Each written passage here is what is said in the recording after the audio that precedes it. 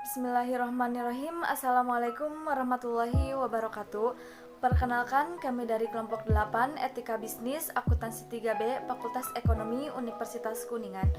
Di sini kelompok kami akan mempresentasikan materi tentang kode etik profesi lainnya. Sebelum ke pembahasan materi, di sini kami akan memperkenalkan anggota dari kelompok kami. Perkenalkan, nama saya Eva Siti Fatimah Zahra. Saya Rika Mardiana. Saya Nalba Anggi Prada. Saya Rizky Syahbani. Untuk mengefektifkan waktu, langsung saja ke pembahasan materi yang pertama, yaitu akan disampaikan oleh saya sendiri tentang keberadaan berbagai profesi. Keberadaan berbagai profesi. Tujuan khusus dari setiap organisasi profesi adalah untuk mengembangkan kompetensi para anggota secara berkelanjutan, sekaligus untuk melakukan pengendalian perilaku para anggotanya dengan berpedoman pada kode etik yang telah disepakati bersama.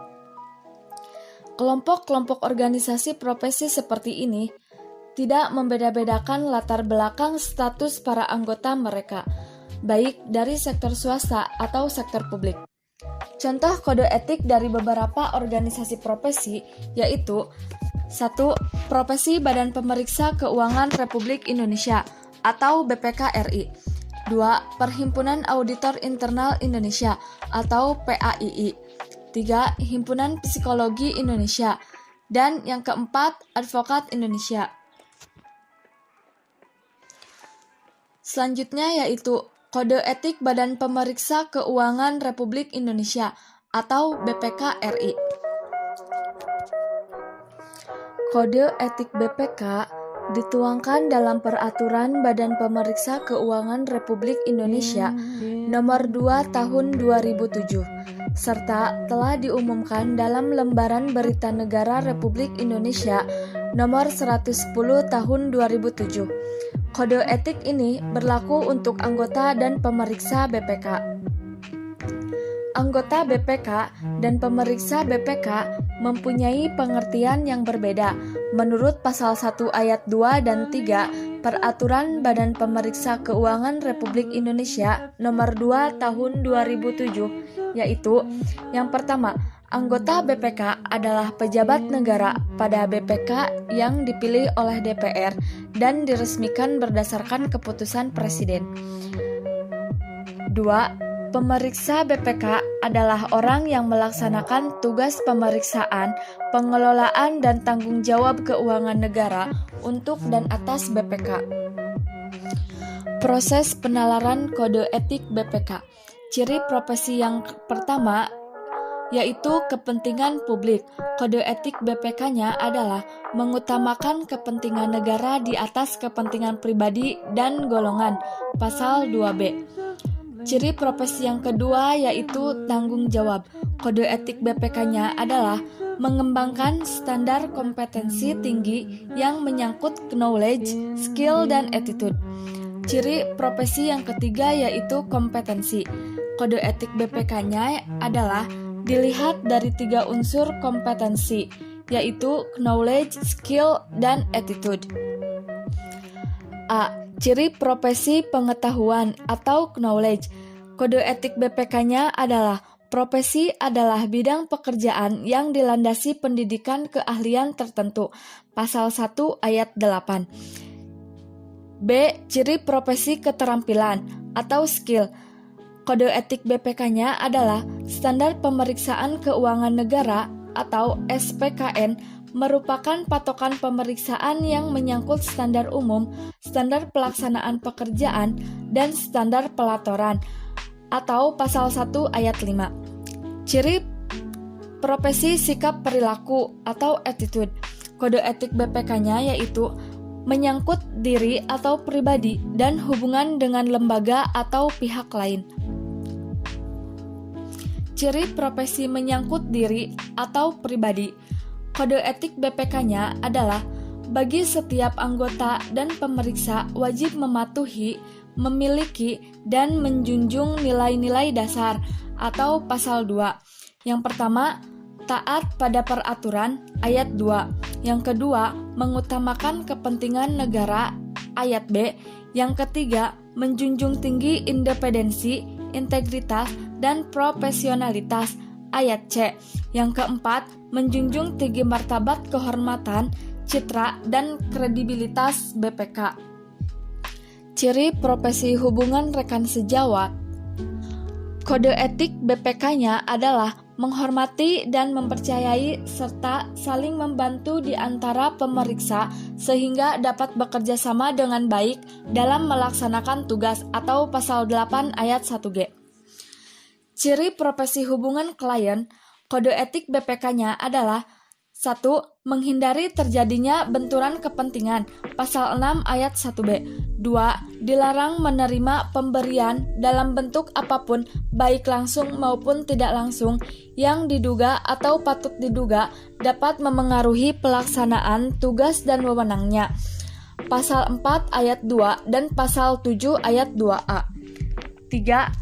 Dilarang membocorkan informasi yang diperolehnya dari audit atau pasal 6 ayat 2D. Ciri profesi hubungan lain, kode etik BPK-nya adalah 1. Dilarang merangkap jabatan pada badan, lembaga, atau perusahaan lain untuk anggota dan pemeriksa atau pasal 3 ayat 2A dan pasal 6 ayat 2A. 2. Dilarang menjadi anggota partai politik bagi anggota BPK atau pasal 3 ayat 2B. Ciri profesi yang terakhir yaitu pengawasan. Kode etik BPK-nya adalah melalui Majelis Kehormatan Kode Etik bab 3 pasal 9 sampai 32. Selanjutnya yaitu independensi, integritas, dan profesionalitas BPK. Nilai dasar yang pertama yaitu independensi. Anggota BPK-nya 1. Memegang sumpah jabatan. 2. Netral dan tidak berpihak. 3. Menghindari benturan kepentingan, menghindari hal-hal yang dapat memengaruhi objektivitas. Dilarang merangkap jabatan, menjadi anggota partai politik, dan menunjukkan sikap dan perilaku yang menyebabkan orang lain meragukan independensinya. Pemeriksanya yaitu 1. Netral dan tidak berpihak. 2. Menghindari benturan kepentingan. 3. Menghindari hal-hal yang dapat memengaruhi objektivitas. 4. Mempertimbangkan informasi, pandangan, dan tanggapan pihak lain diperiksa. Dan yang terakhir yaitu bersikap tenang dan mampu mengendalikan diri. Dilarang merangkap jabatan, menunjukkan sikap dan perilaku yang menyebabkan orang lain meragukan independensinya. Tunduk pada intimidasi atau tekanan orang lain, membocorkan informasi audit, dan yang terakhir dipengaruhi oleh prasangka, interpretasi, atau kepentingan tertentu, baik untuk kepentingan pribadi, pemeriksa, maupun pihak lain. Nilai dasar yang kedua yaitu integritas. Anggota BPK-nya yaitu yang pertama bersikap tegas, jujur, memegang rahasia pihak yang diperiksa, dan dilarang menerima pemberian dalam bentuk apapun, baik langsung maupun tidak langsung. Pemeriksanya yaitu yang pertama bersikap tegas, jujur, memegang rahasia pihak yang diperiksa, dilarang menerima pemberian dalam bentuk apapun, baik langsung maupun tidak langsung, dan menyalahgunakan wewenang. Nilai dasar yang ketiga yaitu profesionalitas. Anggota BPK-nya yaitu yang pertama prinsip kehati-hatian, ketelitian, dan kecermatan. Yang kedua, menyimpan rahasia negara dan jabatan. Yang ketiga, tidak menyalahgunakan rahasia negara untuk kepentingan pribadi dan golongan atau pihak lain. Yang keempat, yaitu menghindari perbuatan di luar tugas dan wewenangnya. Pemeriksaannya yaitu yang pertama, prinsip kehati-hatian, ketelitian, dan kecermatan. Yang kedua, menyimpan rahasia negara dan jabatan. 3. Tidak menyalahgunakan rahasia negara untuk kepentingan pribadi dan golongan atau pihak lain. 4. Menghindari perbuatan di luar tugas dan wewenangnya. 5. Komitmen tinggi. 6. meningkatkan kemampuan. 7. Profesionalisme secara berkelanjutan. 8. Kerjasama saling menghormati dan mempercayai antar rekan sejawat. 9. Berkomunikasi dan berdiskusi antar rekan sejawat. Dan yang terakhir yaitu menggunakan sumber daya publik secara efisien, efektif, dan ekonomis. Kode etik selanjutnya yaitu Kode Etik Perhimpunan Auditor Internal Indonesia atau PAII. Sebagai suatu profesi, ciri utama auditor internal adalah kesediaan menerima tanggung jawab terhadap kepentingan pihak-pihak yang dilayani. Agar dapat mengemban tanggung jawab ini secara efektif, auditor internal perlu memelihara standar perilaku yang tinggi. Peran internal auditor adalah untuk memastikan apakah suatu itu memang ada atau tidak, untuk menilai atau mengevaluasi suatu aktivitas berdasarkan kriteria yang tepat, dan untuk merekomendasikan suatu rangkaian tindakan kepada pihak manajemen. Auditor internal ditugaskan oleh entitas tertentu, misalnya perusahaan, lembaga pemerintah, atau entitas nirlaba, untuk melaksanakan audit yang dipandang perlu oleh organisasi. Auditor internal tidak hanya memeriksa kegiatan akuntansi dan keuangan, tetapi juga jenis program lainnya dalam entitas. Di Indonesia, kode etik seorang internal auditor diatur dalam Kode Etik Perhimpunan Auditor Internal Indonesia atau PAII. Para anggota bertanggung jawab untuk mempunyai perilaku yang baik sehingga nama baik dan integritasnya tidak dipertanyakan. Ada 2 kode etik yang diterapkan oleh PAII, yaitu Kode Etik PAII dan Kode Etik Qualified Internal Auditor atau QIA. Kode Etik PAII berlaku bagi organisasi profesi dan semua anggota PAII yang bekerja pada departemen atau bagian audit internal suatu organisasi atau perusahaan. Sedangkan Kode Etik QIA adalah kode etik bagi anggota yang telah memperoleh sertifikasi QIA melalui suatu pendidikan formal yang diterapkan oleh PAII. Selanjutnya ringkasan proses penalaran kode etik PAII. Yang pertama, kepentingan publik. Kode etik PAII bertujuan untuk mempertahankan kepercayaan dari pemberi tugas. Para anggota harus menunjukkan loyalitas kepada pemberi tugas, yaitu manajemen. Dan anggota juga dilarang untuk mengambil bagian dalam kegiatan-kegiatan yang menyimpang. Yang kedua, tanggung jawab. Bertujuan untuk mengembangkan standar kompetensi tinggi yang menyangkut pengetahuan, keterampilan, dan perilaku dari seorang auditor. Selanjutnya yaitu kompetensi. Dilihat dari 3 unsur kompetensi, yaitu keterampilan, pengetahuan, dan perilaku. Dengan adanya 3 unsur kompetensi ini, diharapkan bahwa seorang auditor internal dapat bekerja dengan pengetahuan dan keterampilan yang dimilikinya dan diikuti oleh perilaku yang baik serta tidak menyimpang.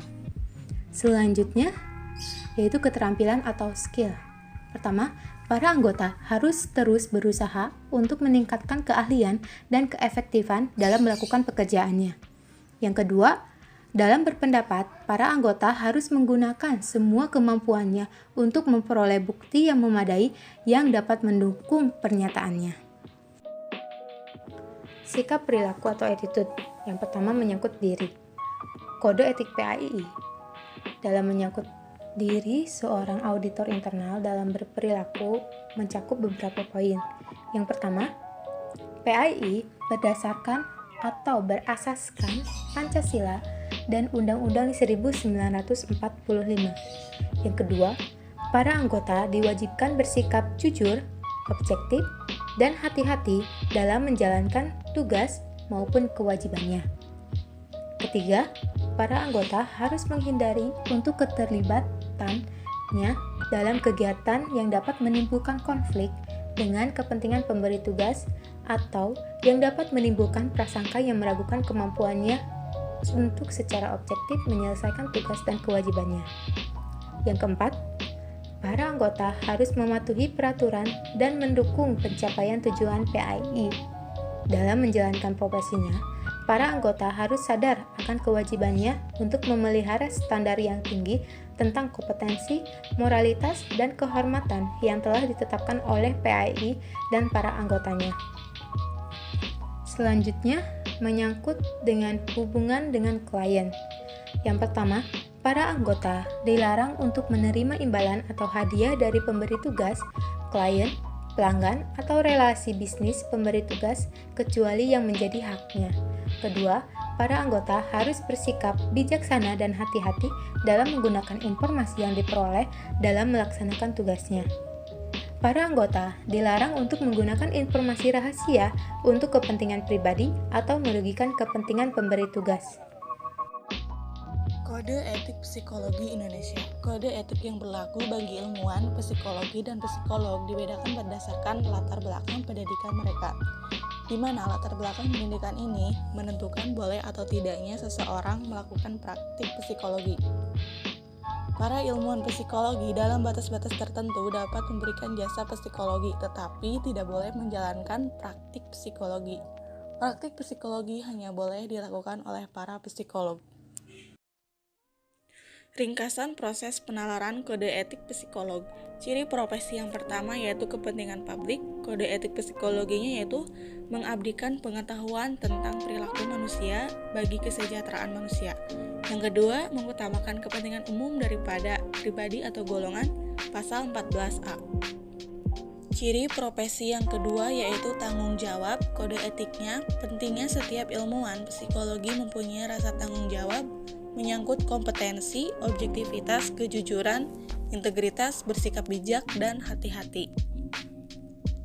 Ciri profesi yang ketiga yaitu kompetensi. Kompetensi dibagi menjadi 3. Yang pertama yaitu pengetahuan.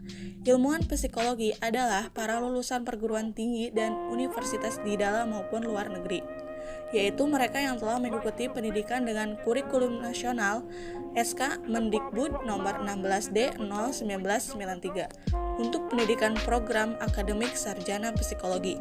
Lulusan pendidikan tinggi Starta 2 atau S2 dan Starta 3 atau S3 dalam bidang psikologi. Yang pendidikan Starta S1 diperoleh bukan dari Fakultas Psikologi. Ilmuwan psikologi yang tergolong kriteria tersebut dinyatakan dapat memberikan jasa psikologi, tetapi tidak berhak dan tidak berwenang untuk melakukan praktik psikologi di Indonesia. Yang kedua yaitu keterampilan atau skill. Psikologi adalah sarjana psikologi yang telah mengikuti pendidikan tingkat psikologi Starta 1 atau S1 dengan kurikulum lama, sistem paket murni, perguruan tinggi negeri atau sistem kredit semester perguruan tinggi negeri, atau pendidikan program akademik sarjana psikologi dan program pendidikan profesi atau kurikulum lama perguruan tinggi swasta yang sudah mengikuti ujian negara sarjana psikologi, atau pendidikan tinggi psikologi di luar negeri yang sudah mendapat akreditasi dan disetarakan dengan psikologi Indonesia oleh Direktorat Pendidikan Tinggi Dikti Departemen Pendidikan Indonesia. Sarjana psikologi dengan kriteria tersebut dinyatakan berhak dan berwenang untuk melakukan praktik psikologi di wilayah hukum negara Republik Indonesia. Sarjana psikologi menurut kriteria ini juga dikenal dengan disebut sebagai psikolog untuk melakukan praktik psikologi. Sarjana psikologi yang tergolong kriteria ini diwajibkan memiliki izin praktik psikologi sesuai dengan ketentuan yang berlaku. Yang ketiga yaitu sikap perilaku. Yang pertama yaitu menyangkut diri atau pribadi. Kode etiknya yaitu kesadaran diri tentang Pancasila dan Undang-Undang Dasar 1945. Yang kedua yaitu mengindahkan etika dan nilai-nilai moral yang berlaku di masyarakat, pasal 4A. Yang ketiga yaitu menjaga citra profesi, pasal 4B. Yang keempat yaitu memiliki objektivitas, kejujuran, integritas, bersikap bijak, dan hati-hati, pasal 2. Yang kedua yaitu hubungan rekan sejawat. Kode etiknya saling menghormati dan menjaga hak-hak serta nama baik rekan sejawat, pasal 5A. Yang kedua yaitu saling memberi umpan balik, pasal 5B. Yang ketiga yaitu saling mengingatkan untuk mencegah pelanggaran kode etik, pasal 5C. Yang keempat yaitu menghargai karya cipta rekan sejawat atau pihak lain, pasal 15. Yang ketiga yaitu hubungan klien. Yang pertama, melindungi klien dari akibat yang merugikan sebagai dampak pemberian jasa atau praktik yang dilakukan, pasal 8C. Yang kedua, melindungi kerahasiaan data klien kecuali data persetujuan dari klien atau ada hubungannya dengan pihak berwenang, pasal 12. Yang ketiga yaitu mengutamakan ketidakberpihakan dalam kepentingan pemakai jasa atau klien dan pihak-pihak terkait, pasal 8D. Yang keempat yaitu hubungan lain. Kode etiknya menghargai kompetensi profesi lain, pasal 6A. Yang kedua, mencegah pemberian jasa dari pihak yang tidak berkompeten, pasal 6B. Yang terakhir yaitu pengawasan. Kode etiknya melalui majelis psikologi, pasal 18. Baik, selanjutnya kode etik profesi advokat. Advokat adalah orang yang berpraktek memberi jasa hukum, baik di dalam maupun di luar pengadilan, yang memenuhi persyaratan berdasarkan undang-undang yang berlaku, baik sebagai advokat, pengacara, penasihat hukum, pengacara praktek, ataupun sebagai konsultan hukum. Advokat sebagai profesi terhormat atau officium nobile yang dalam menjalankan profesinya berada di bawah perlindungan hukum, undang-undang, dan kode etik. Memiliki kebebasan yang didasarkan kepada kehormatan dan kepribadian advokat yang berpegang teguh kepada kemandirian, kejujuran, kerahasiaan, dan keterbukaan. Oleh karena itu juga, setiap advokat harus menjaga citra dan martabat kehormatan profesi, serta setia dan menjunjung tinggi kode etik dan sumpah profesi, yang pelaksanaannya diawasi oleh Dewan Kehormatan sebagai suatu lembaga yang eksistensinya telah dan harus diakui setiap advokat tanpa melihat dari organisasi profesi yang mana ia berasal dan menjadi anggota. Yang pada saat mengucapkan sumpah profesinya tersirat pengakuan dan kepatuhannya terhadap kode etik advokat yang berlaku. Dengan demikian, kode etik advokat Indonesia adalah sebagai hukum tertinggi dalam menjalankan profesi, yang menjamin dan melindungi namun membebankan kewajiban kepada setiap advokat untuk jujur dan bertanggung jawab dalam menjalankan profesinya, baik kepada klien, pengadilan, negara, atau masyarakat, dan terutama kepada dirinya sendiri. Advokat merupakan salah satu subprofesi di bidang hukum, sebagaimana dikatakan oleh Abdul Qadir Muhammad pada tahun 2006. Peraturan hukum mengatur dan menjelaskan bagaimana seharusnya. Yang pertama, legislator menciptakan hukum. Yang kedua, pejabat melaksanakan administrasi negara. Ketiga, notaris merumuskan kontrak-kontrak harta kekayaan. Yang keempat, polisi dan jaksa menegakkan ketertiban hukum. Yang kelima, pengacara membela kliennya dalam menginterpretasikan hukum. Yang keenam, hakim menerapkan hukum dan menetapkan keputusannya. Yang ketujuh, pengusaha menjalankan kegiatan bisnisnya. Yang kedelapan, konsultan hukum memberikan nasihat hukum kepada kliennya. Dan yang terakhir, pendidik hukum menghasilkan ahli hukum.